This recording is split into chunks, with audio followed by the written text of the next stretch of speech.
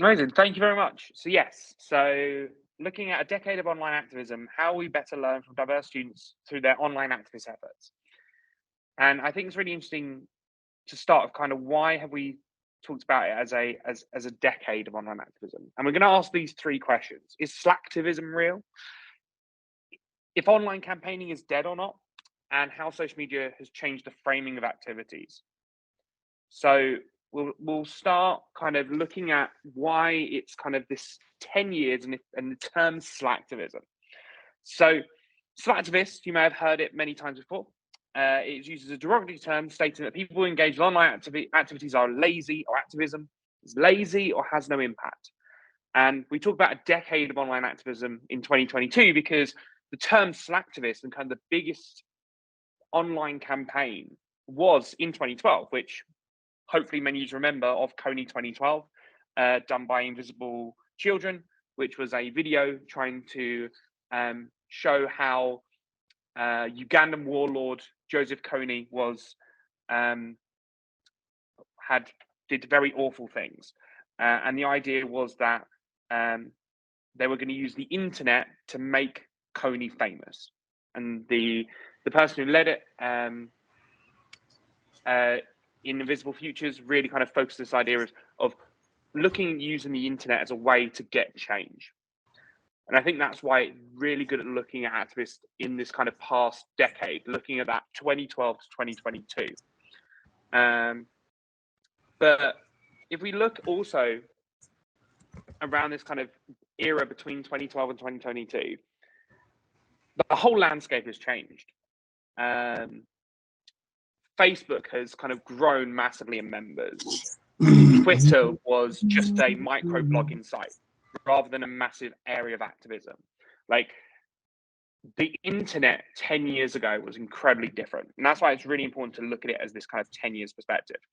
So looking at before 2012, in some research that was done in 2011 about online activism, Christensen said that nonetheless, the effortlessness of internet activities are at worst harmless fun or an annoyance, but nonetheless harmless, without any effect on real life politics. At best, it may help raise awareness about political issues and even mobilize citizens to take other forms of action outside this virtual world.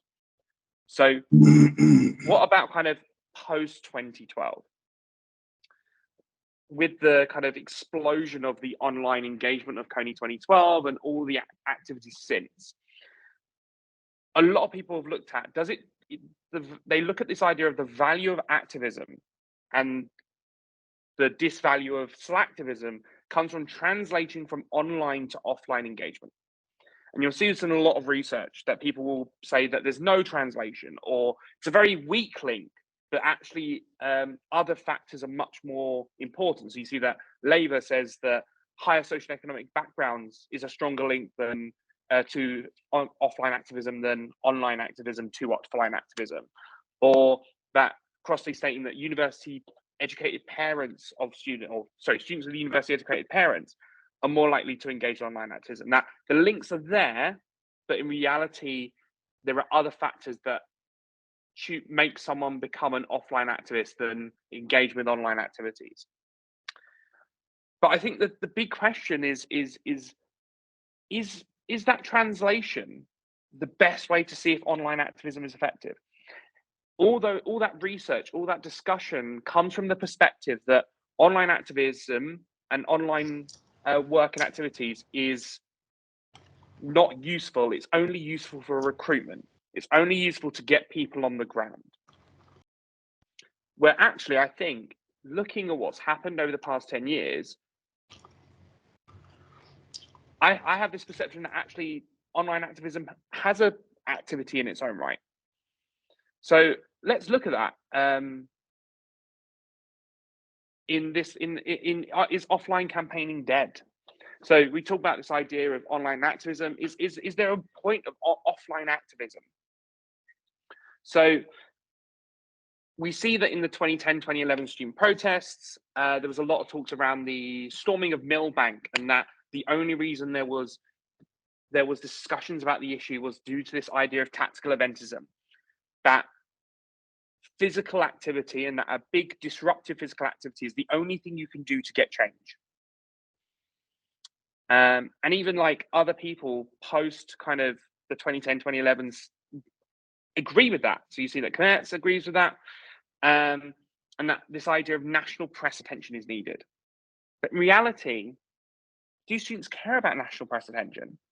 Because firstly, they're often vilified by the press, as can be seen in the source below, but also young people and students don't see the national press as their news source anymore.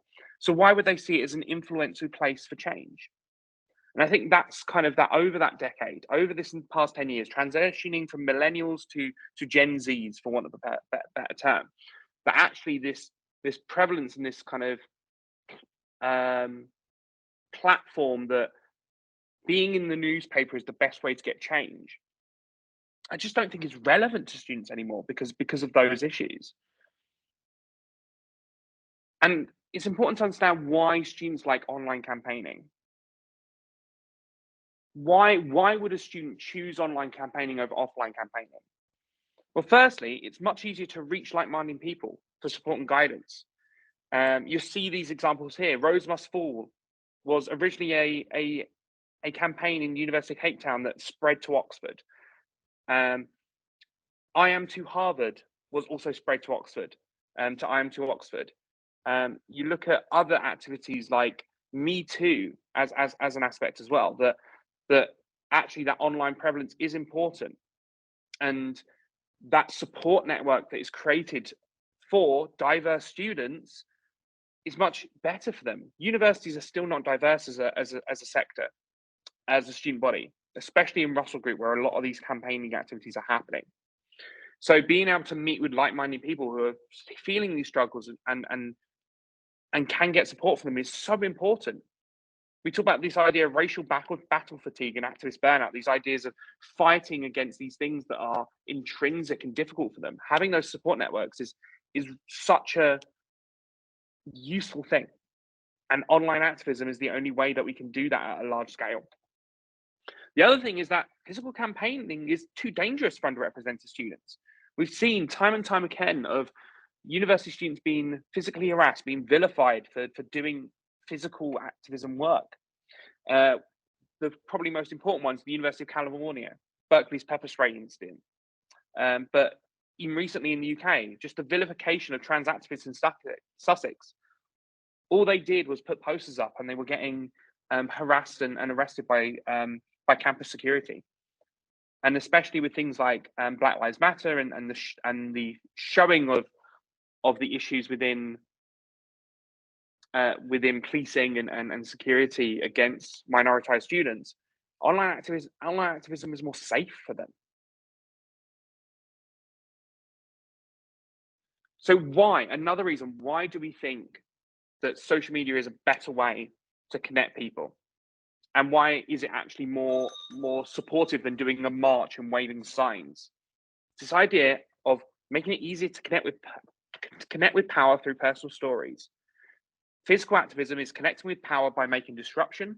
Social activism and social media activism and online activism is made by connecting personal stories. We see this within the Me Too movement, not just across the world, but also within higher education. Probably the most important aspect and probably one of the biggest kind of university campaigns around Me Too in the US was the mattress protest, where Emma Solkowitz carried the mattress that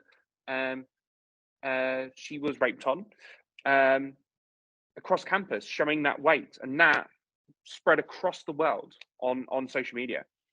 We see this as well with transgender entry into historical women colleges. The example is at Smith College in the US. The transgender entry was denied to some students, and that story spread across the internet, and those students gathered around that story, was able to talk to power and have those discussions of power because it was personal.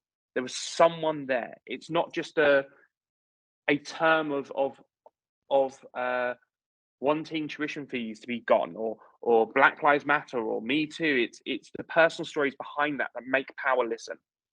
Even seeing it with in Franklin and Marshall College, YitCak was used as a social media platform where minoritized students, especially Black students, took all the anonymous hatred messages they got on Yik Yak and then created an art exhibit online and physically called Black Yak.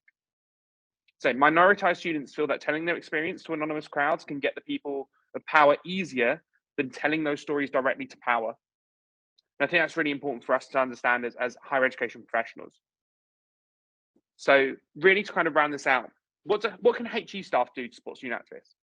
We've talked about the issues. We've talked about why students are choosing online activism. And it's important to reflect back. A lot of people like to, and you've seen this happen in a lot of organizations where they sanction students for talking about their stories online. They're not doing it out of hatred or anger. If a student's using online means to tell their stories, it's because they're unable to or don't feel safe to use direct methods of change.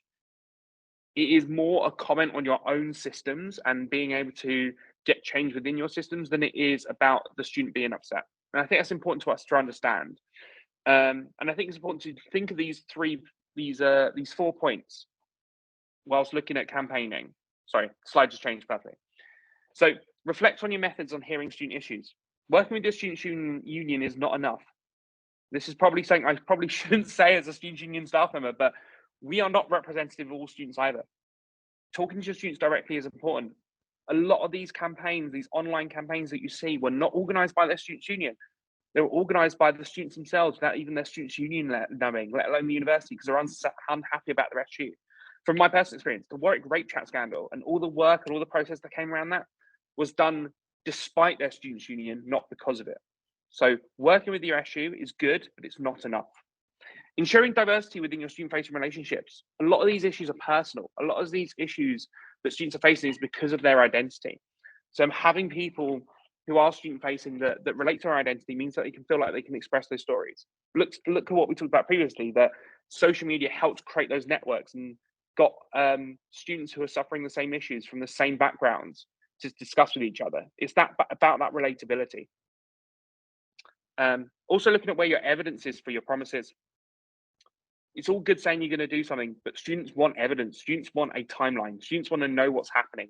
So make sure you do that when you're talking about students about change. And then finally, from me, students are using social media out of desperation, not malice. So don't punish your students for using this method of voice. This is as valid as any other system going here. It's just students are using it because they feel like it's the only way to get change. And that's me. Thank you very much. My sources are at the end, and I'll put them up for a little bit so people can look at them. But I'm happy to leave past the questions. Thank you. If anyone's got any questions, please put it in the chat or raise your hand. But that's a really interesting, thought-provoking conversation. And I think we can all cite examples where ground up change has occurred from an individual identifying a need and developing a group for that. And some very powerful examples of that. But I just wonder, I mean, the negatives, the negative side that comes with that exposure, of course, is that other groups try to try and claim ownership of this movement and try and take it in different directions, or they develop into echo chambers and maybe don't engage with diverse discussions. I mean, what thoughts or anything would you say about that? I think that comes about because there's that communication failure directly with power. And I think looking at some of the stuff I was talking about earlier around kind of having those avenues to discuss that with staff, I think sometimes can reduce that, because usually what will happen, as you say, people externally from the issue will come in and kind of claim this or build on this. So I think from your perspective as HG staff, and from my perspective when I work in student unions with students like this, I always try and speak directly to those kind of leaders and supporters from the student body themselves and discuss those issues. And I think if you catch it earlier and you see it being kind of created, and you catch it early, I think then that's where you can make sure that conversation is directed in the right way. I think when there is no kind of power direction and it is just students gathering and they don't have anyone to speak to from the university or the students union, that's when external sources come in, because they are directionless. They don't know what to do next, and people from external sources and external campaigns will promise them the world of, oh, if you work with us, we'll be able to get this for you.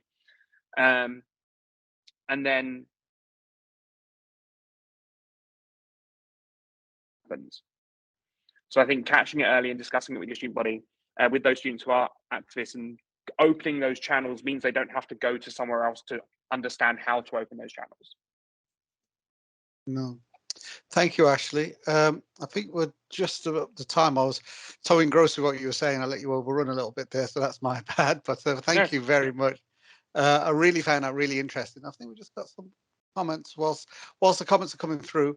Again, say thank you for your time, and just to highlight that the next sessions will be running at 1:05, and that's Jamie Wood, Samantha Sharon, and Annabelle Mansell, the future of online reading.